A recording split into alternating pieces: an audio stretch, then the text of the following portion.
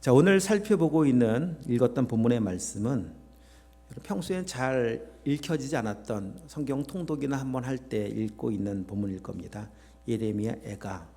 어떤 분들은 이런 성경도 있었나 싶을 정도로 낯선 성경 본문일 거기도 할 겁니다. 애가라고 하는 것은 그냥 언어 그대로를 풀어보면은 슬픈 노래입니다. 그래서 1장을 한번 1절을 가서 보시면 시작 자체를 슬프다 이렇게 시작을 합니다. 2장 1절도 시작하기를 슬프다 이렇게 시작을 합니다. 근데 여기서 말하고 있는 이 슬픔이라고 하는 것은 여러분 살면서 슬픈 일도 있고 기쁜 일도 있고 다 있는데 그냥 조금 우울하고 이런 정도의 슬픔이 아니라 2장 11절 한번 보도록 할까요? 2장 11절 함께 읽어보겠습니다. 내 눈이 눈물에 상하며 내 창자가 끊어지며 내 간이 땅에 쏟아졌으니 이는 내 딸 내 백성이 패망하여 어린 자녀와 젖 먹는 아이들이 성읍 길거리에 기절함이로다. 눈물이 상함, 내 눈에 눈물이 상할 정도로 창자가 끊어지고 간이 땅에 쏟아질 정도로 극도로 고통스러운 상황 앞에 보이고 있는 슬픔의 노래입니다. 왜 이렇게 슬퍼하며 노래를 부르고 있는가? 이 예레미야는 왜 이렇게 슬퍼하는가? 그 이유는 다른 것이 아닙니다. 자신의 삶의 문제가 아닙니다. 내가 당한 내 인생의 문제, 이런 문제 때문에 고통스러워하며 슬퍼하고 있는 것이 아니라 민족이 멸망을 했거든요. 우리 지난주에 열왕기하를 묵상하면서 열왕기 이스라엘 역사의 마지막을 묵상했습니다. 북이스라엘이 먼저 멸망을 하고 그리고 남유다가 멸망을 하는데 바벨론이 네 차례에 의해 공격을 하거든요. 예루살렘이 4번 공격을 받으면서 완전히 폐허가 되어버리고 맙니다. 다윗이 정성스럽게 모아서 준비했었던 성전, 그래서 솔로몬이 지었던 성전이 그냥 한순간에 무너지고 회파되고 성전의 모든 기구들을 다 빼앗기고 모든 좋은 것들이 다 바벨론으로 옮겨가고 불태워지고 그리고 이 땅의 젊은 인재들 다음 세대들이 바벨론으로 다 포로로 잡혀가고 그렇게 황폐해져 있는 나라를 보면서 민족을 보면서 성전을 바라보면서 이 선지자가 할 수 있는 것은 그냥 눈물의 탄식밖에 없습니다. 더더군다나 이 예루살렘의 멸망 앞에 이 남유다의 멸망은 정말 비극스럽고 비참한 것이 유다의 마지막 왕 시드기야 왕이거든요. 멸망할 때 왕이 막 도망을 합니다. 도망가다가 여리고에서 붙잡혀요. 그때 도망하던 중에 바벨론 군사에 의해서 그 아들들이 비참하게 죽음을 당합니다. 도망가다가 그 왕 시드기야는 자기 아들들이 죽는 모습을 두 눈으로 볼 수밖에 없었어요. 생각해 보시오. 오늘 아까 읽었던 11절 말씀에서도 2장 11절 말씀에서도 내 딸이 패망하며 내 어린 자녀와 젖 먹이는 아이들이 성읍 길거리에서 기절함이로다. 기가 막힌 일이죠. 자기 아들이 그냥 비참한 모습으로 죽어가는 모습을 이 시드기야 왕은 보고 그게 마지막 눈으로 본 모습입니다. 그리고 두 눈이 뽑혀버립니다. 그런 상태에서 쇠사슬에 묶여서 바벨론으로 끌려가는 거예요. 그렇게 역사 속에 유다가 사라져버리고 맙니다. 이 모습을 바라보는 선지자의 모습 속에는 지금 눈물이 마르질 않습니다. 눈물이 상할 정도라고 표현할 정도니까 얼마나 그 눈물 속에 살고 있는 것을 볼 수가 있죠. 그런데 여러분 이 눈물은 예레미야 선지자만의 눈물이 아니라 하나님의 눈물입니다. 자기가 사랑하는 백성들이 고통당하는 모습을 바라보신 하나님의 마음이 얼마나 기가 막히겠습니까? 비록 범죄함으로 인해서 하나님은 이 징계의 매를 들 수밖에 없었지만은 그 매를 드는 아버지의 마음은 훨씬 더 아픈 거 아니겠습니까? 오늘 이 눈물의 선지자 예레미야를 통해서 주시는 이 짤막한 5장 속에 어떤 교훈이 있는지, 이 눈물 속에서 보여주신 하나님의 사랑이 얼마나 크고 놀라운 것인지 우리 함께 오늘 예레미야 애가를 통해서 우리에게 주시는 교훈을 몇 가지 살펴보려고 합니다. 자, 예레미야 애가를 통해서 먼저 살펴볼 수 있는 것은 인간의 죄악됨과 하나님의 사랑을 만날 수 있습니다. 예레미야 애가는 총 5장으로 되어 있습니다. 그리고 5장, 3장이 중간에 있고 1, 2, 4, 5장은 모두 22절씩입니다. 왜 22절에 맞추었을까? 무슨 의미가 있을까? 그리고 3장이 66절인데 22절, 66절 연관성이 있어 보이죠? 22번을 3번 곱하면 66이 됩니다. 뭔가 연관성이 있고 의미가 있는데 어떤 규칙으로 이렇게 만들어졌는지 한글 성경을 보면은 이 규칙을 알 수가 없지만 그냥 22절씩 되어 있구나 이 정도밖에 알 수가 없지만 원문 원어를 보면은 이 22절의 성경은 시작하면서 모두가 다 히브리어 알파벳 첫 글자로 시작을 합니다. 알파벳 자음이 22개거든요. 그래서 영어로 놓고 본다면 A부터 Z까지로 A로 시작하는 것이 1절이고 B로 시작하는 것이 2절이 이렇게 해서 구성이 이런 구성으로 되어 있습니다. 3장 같은 경우는 66절인데 A가 3절입니다. B가 3절이고 이런 식으로다가 66절로 구성되어 있습니다. 묵상을 해보았습니다. 이 기가 막힌 눈물밖에 흘릴 것이 없는 상황에서 어떻게 문학적 구조를 맞추어서 알파벳에 맞춘 시를 쓸 수가 있었을까? 이런 구조로 어떤 글을 쓴다면 뭔가 여유 있을 때죠. 여유 있을 때 이렇게 한번 어떤 패러다임을 맞추고 어떤 운조를 맞춰보고 맞출 수가 있겠지만 지금 눈물밖에는 흘릴 것이 없는데 A는 어떻게 써야 되고 B는 어떻게 써야 되고 이거 생각할 여력이 있겠습니까? 그런데 이게 그냥 한가지 쓴 것이 아니고 눈물 속에 쓴 글 속에 이 말씀 속에 성령이 어떤 감동을 주셔서 이렇게 쓰게 하셨을까? 제가 곰곰이 묵상하면서 이건 저의 주관적인 깨달음이라 그렇게 좀 깨달아졌습니다. 2가지 깨달아진 거예요. 첫 번째는 무엇인가 하면 인간의 죄악됨을 A부터 Z까지 그 말은 왕부터 신하까지 예루살렘 성전에 살고 있는 사람부터 그리고 저 남쪽 이스라엘 남유다의 경계인 브엘세바 거기가 살고 있는 거주주의 경계거든요. 그 경계점에 광야의 어딘가에 살고 있는 사람까지 그러니까 모든 사람이 다 죄인이다. 그거 알려주려고 이렇게 쓰지 않았을까 그렇게 묵상을 해보았습니다. 그런데 보니까 실제로 예레미야 여러분 5장을 한번 여기 예레미야 애가고요. 앞으로 오면 예레미야입니다. 5장을 보시면 성경의 말씀 이렇게 말씀하고 있습니다. 5장 1절을 한번 읽어봅니다. 다 함께 시작. 너희는 예루살렘 거리로 빨리 다니며 그 넓은 거리에서 찾아보고 알라. 너희가 만일 정의를 행하며 진리를 구하는 자를 한 사람이라도 찾으면 내가 이 성읍을 용서하리라. 그 말은 정의를 구하며 진리를 찾는 사람이 예루살렘 성 안에 한 명도 없다는 거잖아요. 모두가 다 죄를 범한 죄인들이라는 말 아닙니까? 그런 묵상과 깨달음이 왔습니다. 마치 노아 시대 때 홍수로 심판을 할 때 성경의 말씀 이렇게 말씀하고 있습니다. 온 땅의 죄악이 관영했다. 가득했다. 포화 상태가 되었다. 그래서 하나님은 그 땅을 심판할 수밖에 없었음을 말씀해 주고 있습니다. 지금 이스라엘의 멸망 앞에 모습도 마찬가지입니다. 그래서 하나님은 그런 감동으로 A부터 Z까지 히브리어로 알레프부터 타부까지 하나하나 쓰면서 다 죄인이다. 이 사실을 먼저 알려주지 않았나 묵상을 해보았고 동시에 2번째는 그렇다면은 모든 사람이 다 죄인인 이 상황 앞에 하나님의 마음을 알려주기 위해서 이 말씀을 함께 썼을 거라는 묵상이 되었습니다. 그 말은 무슨 말인가 하면 하나님은 시작과 끝이 되신 분 아니십니까? 나 여호와는 알파와 오메가 되신 하나님, 창조와 마지막 심판의 하나님, 하나님의 사랑은 창세전부터 영원토록 영원하신 하나님의 사랑 아닙니까? 그 사랑을 알려주시려고 나는 그래도 변함없이 너희를 사랑한단다. 창세전부터 너희를 향한 내 사랑은 지금도 변함이 없단다. 이 사실을 그냥 말씀 한 구절 한 구절에 그 운조를 넣어가면서 하나님의 사랑을 알려주길 원하셨던 그런 마음이 들었었습니다.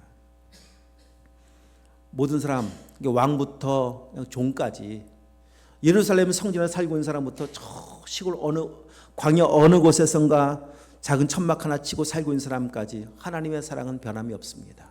모든 사람을 다 사랑하시는 하나님이십니다. 여러분 그렇게 지금도 하나님은 우리를 사랑하고 계십니다.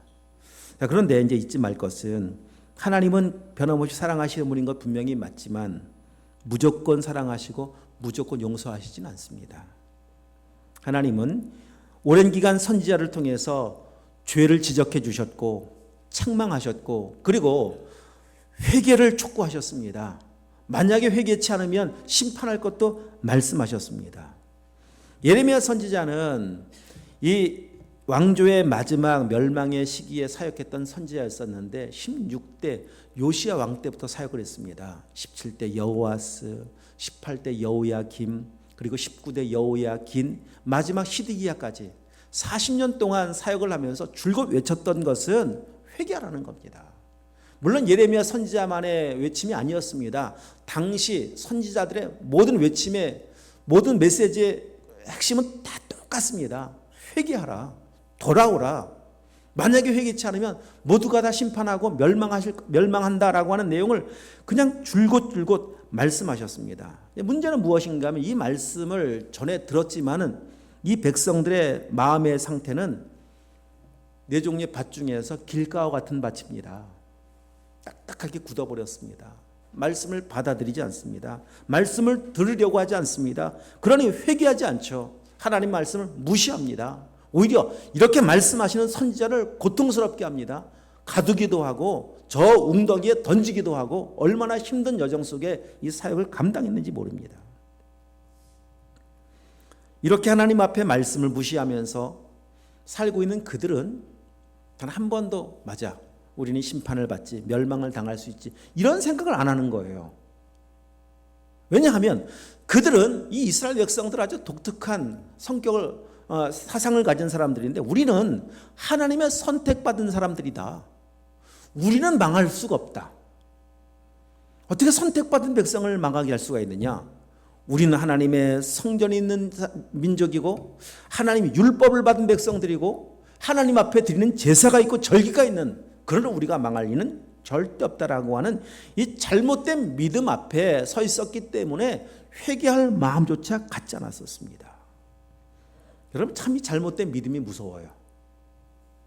그렇죠? 이 바른 믿음으로만 구원을 받습니다. 우리가 신앙생활하면서 이런 잘못된 믿음이 어느덧 우리 안에도 있을 수 있습니다. 나는 구원받은 사람이지. 내가 어릴 때부터 교회를 다녔었는데 우리 집안이 몇 대째 기독교 집안인데 내가 교회에서 이렇게 많은 일을 했었는데 혹시 여러분 이런 생각으로 당연한 구원을 여러분 생각하고 살고 계시진 않습니까? 그래서 말씀은 나에게 별로 소중하지 않은 말씀처럼 대하고 계시지 않습니까? 당연한 구원은 없습니다.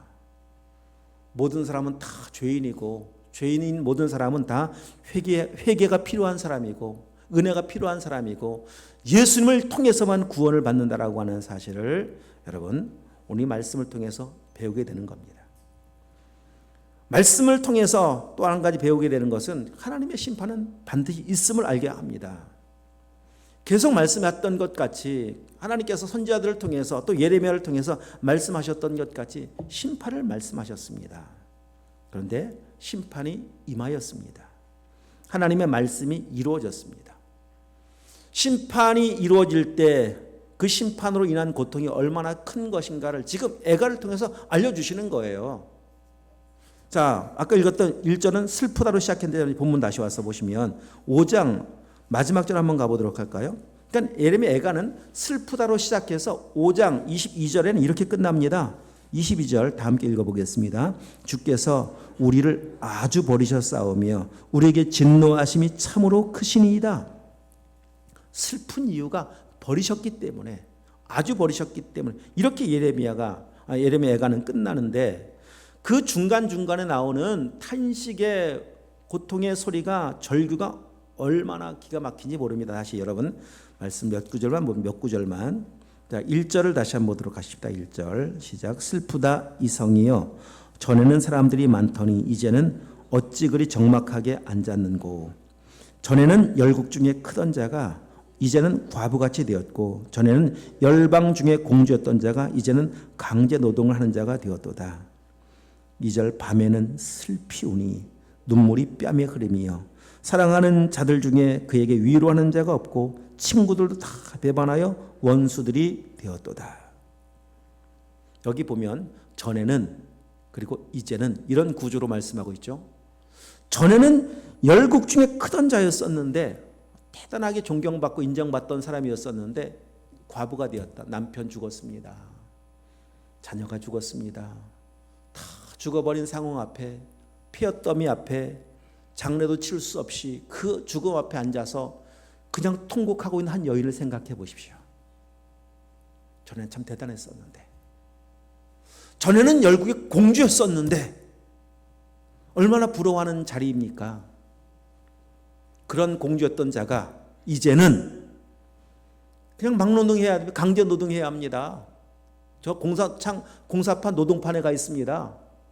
그곳에 사람들에게 손가락질 받으면서 일을 해야 되는 이 비참한 밑바닥의 인생을 살고 있었을 때 얼마나 기가 막힌 겁니까? 아니, 이전에 이런 영광을 못 봤다면 상관이 없죠. 엄청 영광을 보던 사람이었고 그 삶을 살던 사람이었었는데 이제 이 비극적인 자리에 놓여 있을 때 당하는 이 체감하는 고통의 크기는 훨씬 더 큽니다. 원래 그렇게 살았다면 모를까? 아니었지 않습니까? 밤마다 눈물을 흘립니다. 밤마다. 밤에 좀 쉬어야 되잖아요. 피곤한 하루를 보내고 나면 밤에 쉬어야 하는데 밤에 쉴 수가 없습니다. 기가 막힌 눈물을 그냥 계속 흘려야 합니다. 그런데 더 기가 막힌 것은 위로하는 자가 없습니다. 사랑했던 자가, 그렇게 사랑했고 믿었던 친구가 원수가 되어버렸고 이젠 자기를 조롱하고 비우는 자가 되어버리고 말았습니다. 아까 읽었던 것 같이 정말 간을 땅에 쏟아야 되는 고통 속에, 자 2장 이런 기막힌 말씀도 있습니다. 20절 한번 더 읽어볼 거예요. 20절 2장 20절입니다. 읽겠습니다. 여호와의 보시옵소서, 주께서 누구에게 이같이 행하셨는지요? 여인들이 어찌 자기 열매 곧 그들이 낳은 아이들을 먹으며 제사장들과 선지자들이 어찌 주의 성소에서 죽임을 당하오리까? 얼마나 기가 막힌 일입니까? 여인들이 자기가 낳은 아들을, 먹을 것이 없어서 낳은 아들을 먹어야 하는 이 상황, 이 지경까지 간 거 아닙니까? 여러분, 이 기막힌 고통은 민족의 멸망으로 인해 당한 고통인데 하나님이 이 말씀을 통해서 알려주시는 진짜 중요한 메시지는 무엇인가 하면 이거는 영원한 멸망이 있음을 알려주고 있는 그 영원한 멸망에 대한 그냥 작은 그림자일 뿐입니다. 이 세상의 고통이 아무리 커도, 이 세상에 기막힌 일이 아무리 많아도 그걸 다 합쳐놓은들 여러분 지옥에 떨어졌을 때 고통과 비교할 수 있겠습니까? 각자의 사연만큼 당한 고통들이 얼마나 많습니까? 여기 밤마다 울었다.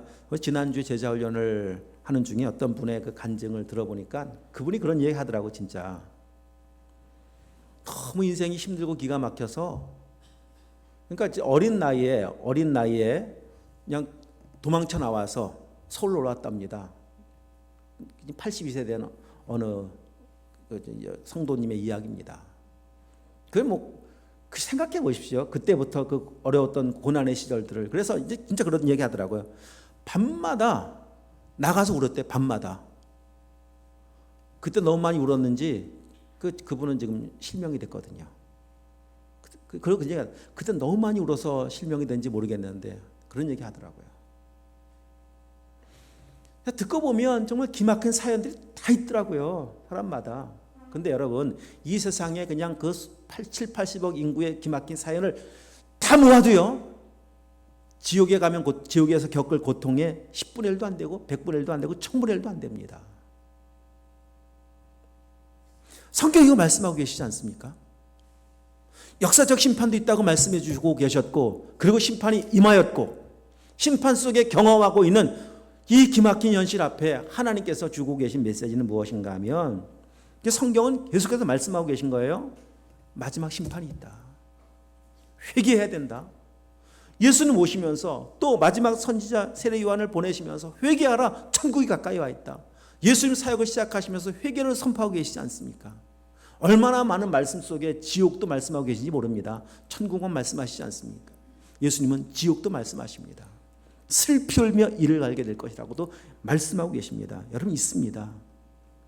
그래서 오늘 이 말씀을 통해서 주시는 이 심판이 있음을 알려주고 계신 이 말씀 속에서 우리에게 주신 메시지는 무엇인가 하면 잘 믿어야 한다라고 하는 사실을 알려주시는 거예요.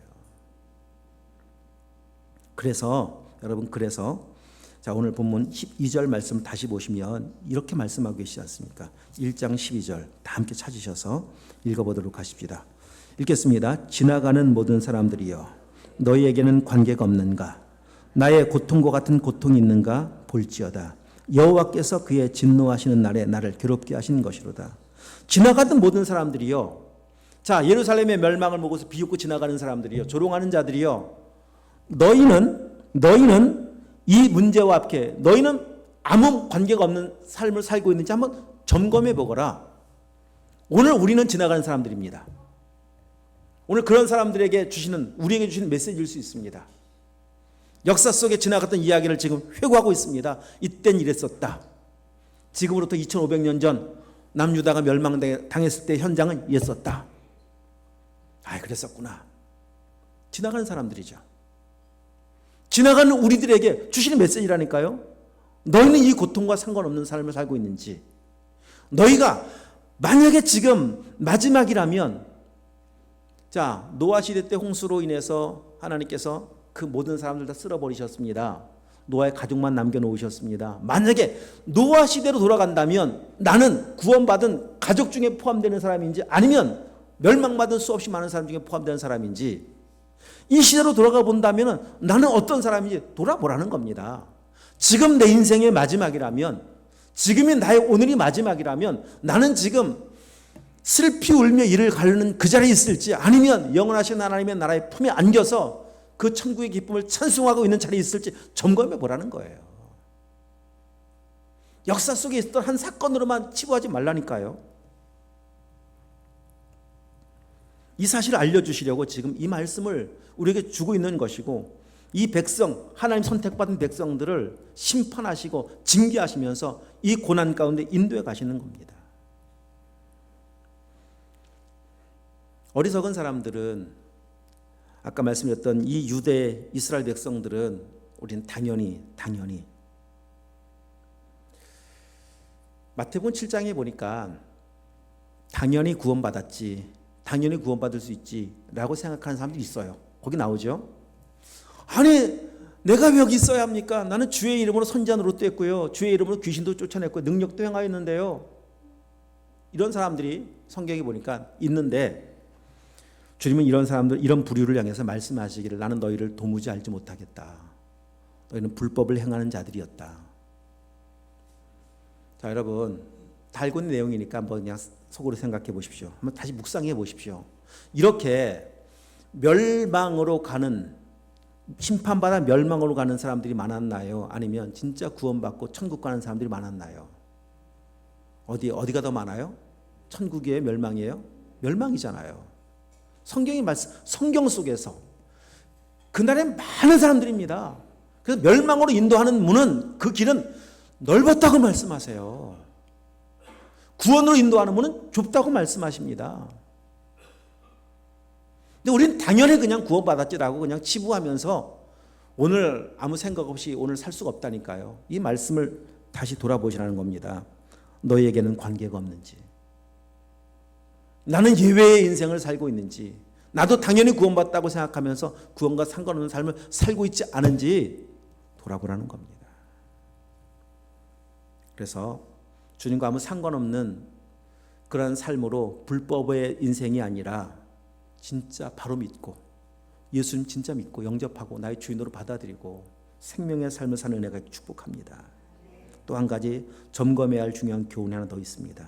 오늘 본문의 말씀 18절 말씀 한 번 더 있습니다. 18절입니다. 시작. 여호와는 의로우시도다. 그러나 내가 그의 명령을 거역하였도다. 너희 모든 백성들아 내 말을 듣고 내 고통을 볼지어다. 나의 처녀들과 내 청년들이 사로잡혀 갔도다.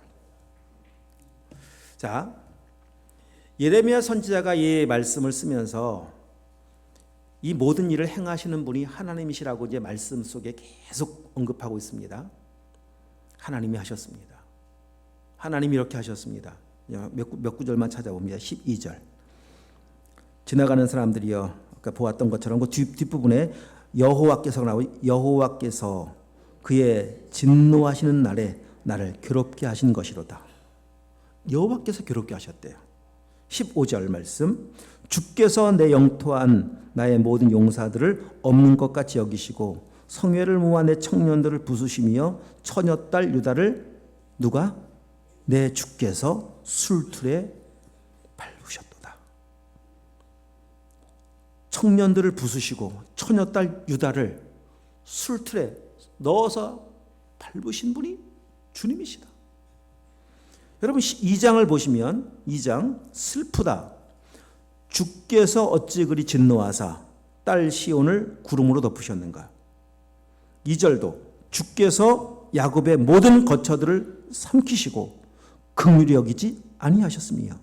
3절 이제 생략입니다. 주께서 맹렬한 진노로 이스라엘의 모든 부를 자르셨으며. 4절도 똑같아요. 주께서 원수같이 그의 활을 남기시고 대적처럼 그의 오른손을 들고 서서. 5절 주께서 원수같이 되어, 이제 아예 주님이 원수처럼 됐다고 말씀하고 있죠. 6절 주께서 그의 초막을 동산처럼 헐어버리시며 절기를 폐하셨도다. 7절 여호와께서 또 자기 제단을 버리셨고. 8절 다 함께 읽어봅니다. 여호와께서 딸 시온의 성벽을 헐기로 결심하시고 줄을 띄고 무너뜨리는 일에서 손을 거두지 아니하사 성벽과 성곽으로 통곡하게 하셨음에 그들이 함께 쇠하였도다. 무너뜨리는 일에서 손을 거두지 아니하심으로 다 무너져 버렸습니다. 그 일을 주님이 하셨습니다.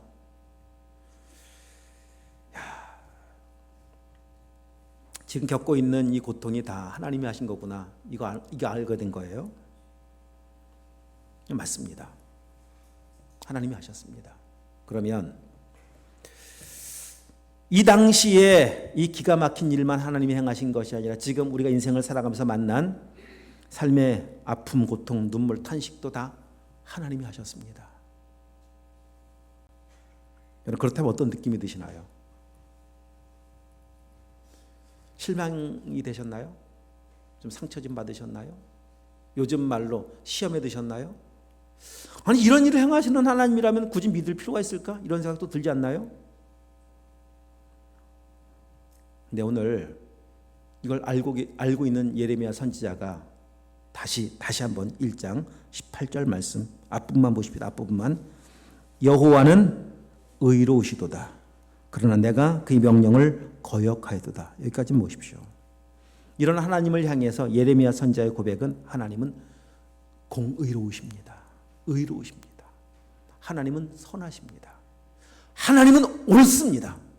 하나님은 항상 옳습니다. 이 고백하고 있는 거예요. 얼마나 놀라운 고백입니까? 내가 문제입니다. 내가. 그거잖아요 지금.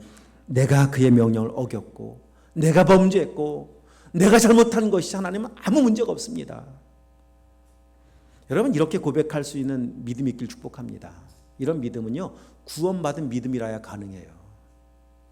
진짜 나 같은 죄인을 구원하신 하나님의 은혜, 나 같은 죄인을 구원하신 하나님의 사랑을 만나야만 나를 구원해 주셨는데요. 하나님 틀리겠습니까? 옳죠. 나 같은 죄인도 구원해 주셨는데요. 이 고백할 수 있는 거예요. 구원받기 전에는요. 그래서 구원받기 전입니다. 이 믿음을 갖기 전에는요. 원망과 불평이 떠나지가 않아요. 왜 그렇게 하십니까 하나님? 왜 그 일을 행하시고 왜 이걸 안 해주시고 왜 이건 또 이렇게 하셨고 계속 원망이고 계속 불평입니다. 근데 구원받고 나면은요. 진짜 믿음이 생기면 달라지는 게 무엇인가 하면 삶의 문제를 바라보는 시각이 달라져요. 삶의 문제를 해석하는 시각이 달라져요. 이게 은혜입니다. 언제나 하나님 앞에 이 고백할 수가 있어요. 하나님 옳습니다. 하나님은 선하십니다. 하나님은 단 한 번도 실수하는 분이 아니십니다. 이것이 진짜 오늘 우리의 고백이 되어야 돼요. 그래야 우리 이 광야 같은 세상을 살면서 원망 불평하면서 인생을 소모하거나 낭비하지 않아요. 진짜 감사하며 살아가고 찬송하며 살아갈 수가 있습니다. 인생을 살면서 이해 안 되는 일들을 여러분 수없이 많이 겪었을 겁니다. 경험했을 겁니다. 안 되죠, 당연히. 어떻게 이해가 되겠습니까? 그런데 여러분, 여기까지 살아오시면서 이해 안 됐던 어떤 사건이 있었고, 그 사건이 다 지나가고 난 뒤에 결론을 만나면서 이런 결론을 내렸던 분도 계셨을 겁니다. 아, 그래서였었구나. 그래서 이 문제를 만나게 하셨겠구나. 그래서 이 아픔을 지나가게 하셨구나. 여러분, 그런 인생 간증들이 있으신가요? 있으실 겁니다. 지나가기 전에 몰랐습니다. 그 과정 속에 있었을 때 몰랐습니다. 근데 지나가고 보니까 알게 되어졌어요. 진짜 하나님은 의로우시다, 선하시다, 완전하시고 실수하지 아니하시는 분이시구나라고 하는 것을 알았습니다. 근데 오늘 우리는 그런 은혜를 경험했음에도 불구하고 문제 안에 또 문제 속에 들어와 있으면, 또 광야 속에 들어와 있으면은요, 오늘 이 예레미야의 고백과 그냥 슬프다, 버려진 것 같아 보이고, 이런 생각 속에 사로잡힐 때가 얼마나 많이 있습니까?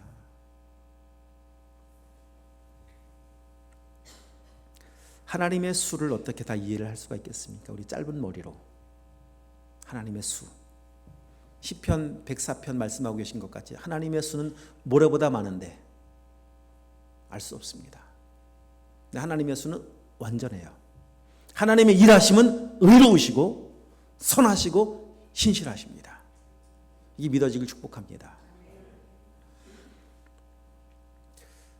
저의 지난 날을 돌아보았습니다. 참 많은 일도 있었지만은 그 중에 늘 여러 번 자주 말씀드렸었던 저의 그 교통사고, 그리고 교도소에서의 지나왔던 저의 삶의 시간들은 참 힘든 시간 중에 한 시간이었던 것이 분명합니다.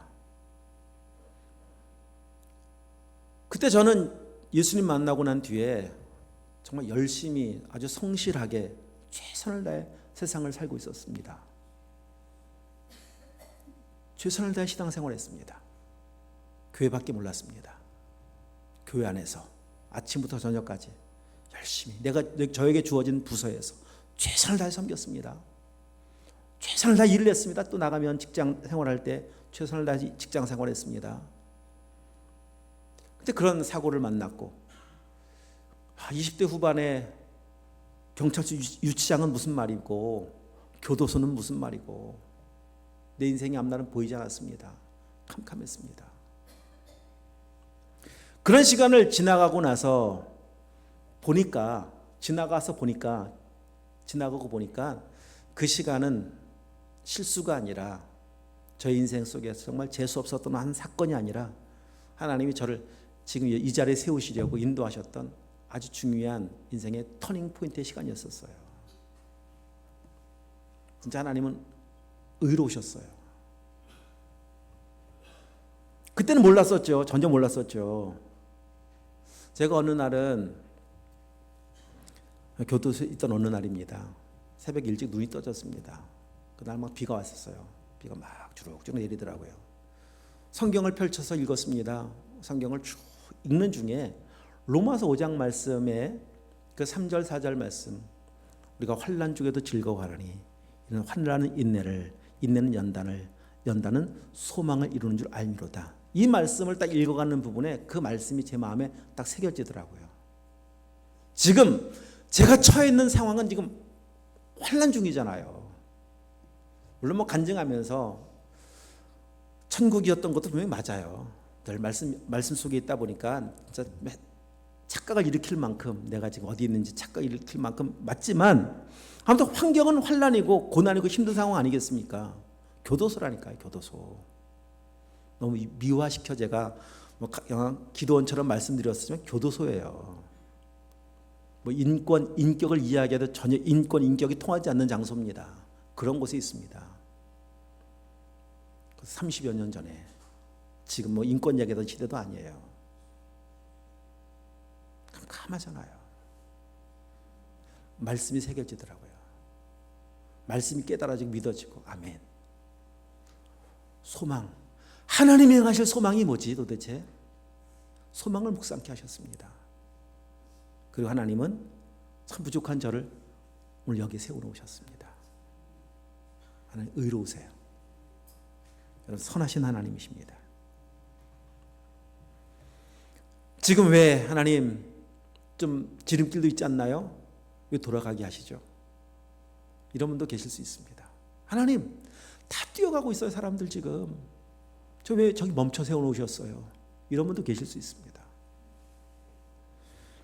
하나님, 왜 나를 이렇게 아프게 하세요? 저렇게 건강한 사람도 많은데, 이런 분도 계실 수 있다니까요. 지금은 그 눈물의 의미를 알 수 없지만 우리가 지금 고백해야 할 것은 어떤 고백인가 하면 오늘 예레미야 고백이 하나님 의로우십니다. 하나님 항상 옳습니다. 이 고백하면 이 고백이 함께 이어지는 3장 가서 보실까요?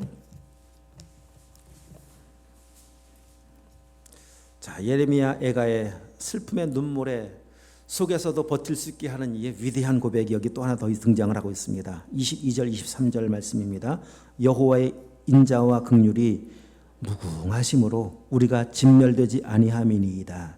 이것들이 아침마다 새로우니 주의 성실하심이 크시도소이다.